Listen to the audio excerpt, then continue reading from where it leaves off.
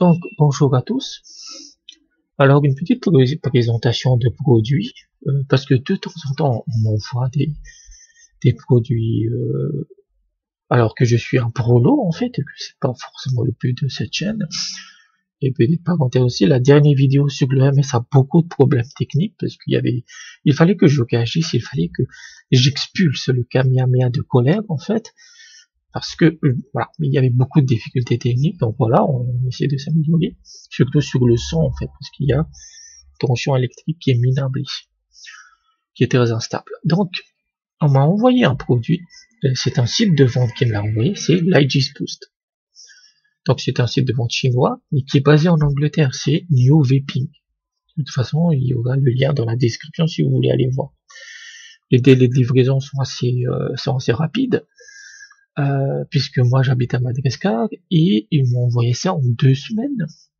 Oui, à peu près entre 15 et 20 jours, alors que si tu achètes, je sais pas, sur Fastech ou sur Smore,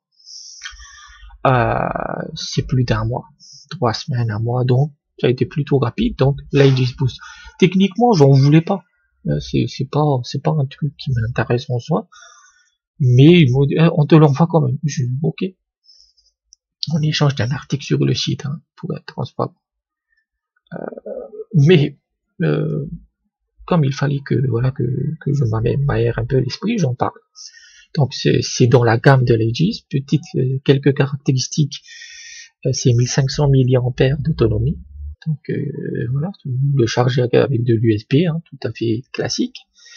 La capacité du tank, ce truc-là, c'est 3,7 ml, donc c'est vraiment pas mal. Parce que j'ai reçu un autre truc, je vais faire juste la vidéo après, si j'en ai le temps. Bon, 3,7 ml. C'est de l'IP67, donc c'est dans la gamme, dans la lignée de l'Aegis. Et ça signifie que ça résiste au choc, c'est étanche contre les éclaboussures. Et c'est étanche contre la poussière. Même si bon, c'est pas très conseillé de plonger avec dans la fosse des Mariannes. Hein. Ouais, c'est pas, c'est IP67, c'est surtout tout ce qui est sous la pluie, ce genre de truc. Puisque leurs conditions de test, c'est pour dans les labos, c'est pas dans les conditions réelles. Alors, ce pod, ce l'IG's Boost, va jusqu'à 40 watts. Donc, 1, 2, 4, 5. Voilà. Hop, caméra. Là, il est à, vous voyez rien, mais c'est à 15 watts. Hop, voilà. Oh, c'est à 15 watts parce que moi je ne vais pas en MTL, mais ça peut aller jusqu'à 40 watts. Vous avez l'airflow juste ici. Il est vraiment bien fait, franchement. Parce que sur les pods, les airflows sont vraiment dégueulasses.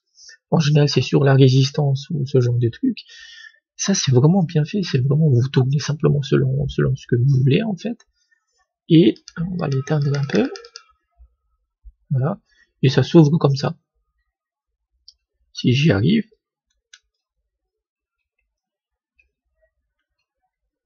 Ah. Merde. Ouais, bon, ça c'est le capuchon pour le protéger. Voilà. La résistance ici. Il y a des gens qui ont rapporté des fuites. Ça fait 2-3 jours que je l'utilise. Je ne pas tant que ça. Voilà. Donc c'est des résistances. Celle que j'utilise, c'est du 0,8 ou 0,6. C'est la MTL. Et il y en a une en 0,4 qui est pour le DL. Déjà, ça c'est un mauvais point. Non. Soit tu fais du MTL, soit tu fais du DL. Tu fais pas les deux, surtout sur un pod. Qu'est-ce que tu vas foutre en DL avec un pod à la con? Un autre point négatif, en fait, le tank est teinté. Je ne comprends pas ça, quoi. C'est impossible de savoir s'il y a encore du liquide ou non, quoi. La plupart des pods font du teinté. Pourquoi? C'est un gros avantage. On voit que dalle, putain, regarde ça. On voit que dalle. Donc, voilà, c'est plutôt, mais le reste, c'est vraiment excellent. C'est l'un des meilleurs pods que j'ai vu. Voilà. Donc c'est très ergonomique dans la main en fait, voilà, pour tout ce qui est déplacement, parce que moi j'ai du Chrome 4, etc., du Broomhild, mais ça reste à la maison, quoi. Je fais pas le... Mais en déplacement, j'aimerais avoir ça. Alors donc, il y a deux résistances qui est fournies, du 0.8 comme du 0.8 et du 0.4. C'est ce que j'ai mis, c'est la 0.8 ou 0.4. Hop. 0.6 en fait, ça c'est la 0.6. Pour eux, du MTL c'est du 0.6. Ouais, non. MTL c'est toujours proche du 1 ohm, donc là c'est déjà c'est pas ça. C'est pas tu n'arrêtes pas de fumer avec ça, clairement. 0.6, il faut pas déconner.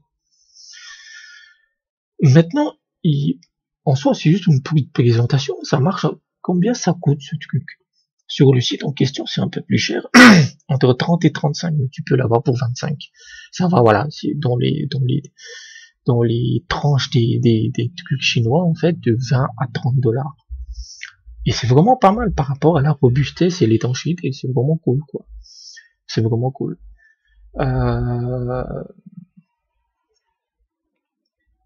Il y a juste un souci que je déteste ça chez les fabricants, c'est que ça, c'est des résistances préfaites. Le prix de 5 résistances est autour de 10 à 12 balles. Tu penses que tu peux toujours grignoter quelque part avec des coupons ou des remises. Et GeekVip, personnellement, j'aime pas GeekVip. C'est pas, ils font d'excellents produits, mais je déteste leur tactique de marketing. Mais voilà. Mais tous leurs produits sont bons, mais j'aime pas leur façon de faire. On peut ne pas aimer une entreprise et aimer ses produits, il n'y a pas de souci. Et la question que tu te poses avec l'IDS Boost, en fait, tandis que voilà, pourquoi n'avoir pas proposé directement le RDTA? Ils ont sorti ce truc, c'était fin décembre, et 2 semaines ou 3 semaines plus tard, ils sortent le RDTA. Moi, j'ai pas reçu le RDTA, c'est pour ça que je gueule, parce qu'ils viennent juste de le sortir. Pourquoi tu ne proposes pas ils disent que c'est le RBA, mais c'est plus un RDTA, en tout cas, de ce que j'ai vu. Mais même si c'est un RBA, voilà, c'est du reconstructible. Pourquoi ne pas le fournir dans la putain de boîte? C'est quoi le délire, en fait? Tous les shops ne vont pas stocker ce genre de choses. Donc, et pour ceux qui achètent en Chine, c'est-à-dire que les mecs, on achète ça à 25-30 dollars, hop, et ensuite, on achète le RDTA de merde 2-3 semaines plus tard pour 10 dollars, pour des frais de port autour de 10 dollars aussi. Ils se foutent vraiment de notre gueule, quoi. Ce serait possible s'ils pouvaient livrer par la Stargate, mais ça marche pas, en fait. C'est pas encore ça. Donc, tout le pod, et je ne lui trouve rien à dire, hein, oui, Neoqual.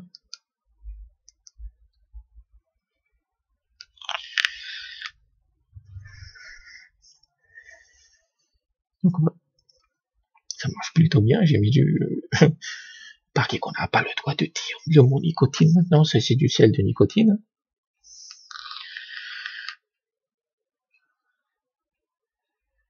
L'info, non, l'info est fermée aux 2 tiers, donc c'est plutôt pas mal. On peut faire un peu de l'aérien, ça j'aime bien ça. Mais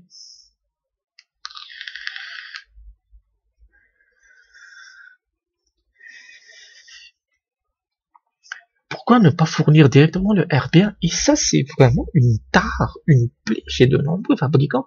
Il y a l'Osvip qui m'a contacté pour leur Q Ultra. C'est pas un titre de porno, mais il y aura le RBA. J'ai dit, vous fournissez le RBA? J'ai dit, ils ont dit non. On l'achète séparément. J'ai dit, mais vous êtes con, en fait. Je vais forcer pour avoir, s'ils m'envoient le truc, hein. Je dis, je leur forcerai à proposer le RBA, mais je sais qu'ils vont pas me le fournir parce que, en fait, pour des gens comme moi, et c'est ça le truc, c'est que moi je vis pas en France, il n'y a pas des boutiques de vape à tous les coins de rue. Je vais vaper cette résistance, peut-être que je testerai la 0.4, mais je ne pense pas. Et il ira à la poubelle. Parce que je vais pas commander des putains de coins ou même le RDTA en Chine. Ça n'a pas de sens, en fait. C'est complètement con. Si vous prévoyez de proposer, ils savent tous les fabricants de pods ou de systèmes IO. Si le foie doit faire le RBA, ils le prévoient dès le départ. Donc, pourquoi? Il n'y a aucune raison, en fait.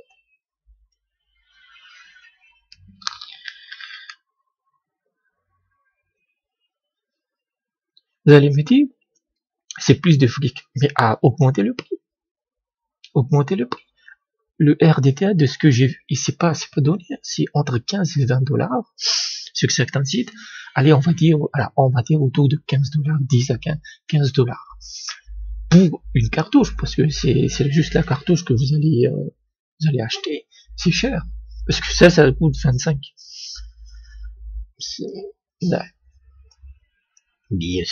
C'est compliqué, quoi. Donc, si vous le vendiez à 25, vous le vendiez à 35 ou 40, avec le bien un kit complet. Et ça aurait été un parfait lancement pour janvier 2020, où il y a beaucoup de gens qui s'intéressent à la sécurité électronique, malgré la diabolisation en cours. Ouais. Pour commencer à fumer, on lui donne un kit complet. Le vapoteur débutant, il va pas utiliser le RBA, mais au moins il l'a dans son tiroir. Si ça l'intéresse, eh ben il peut le faire plus tard. Alors que là, c'est du gâchis en fait, c'est du gaspillage. Mais sinon, ça marche très bien.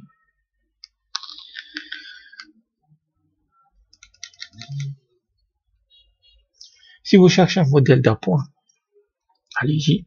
Mais maintenant que le NTTA est sorti, il est encore en précommande à la date de cette vidéo, achetez directement les RBA, parce que sinon c'est juste un pote comme un autre. Donc, l'IGS Boost de Giviet, il est excellent.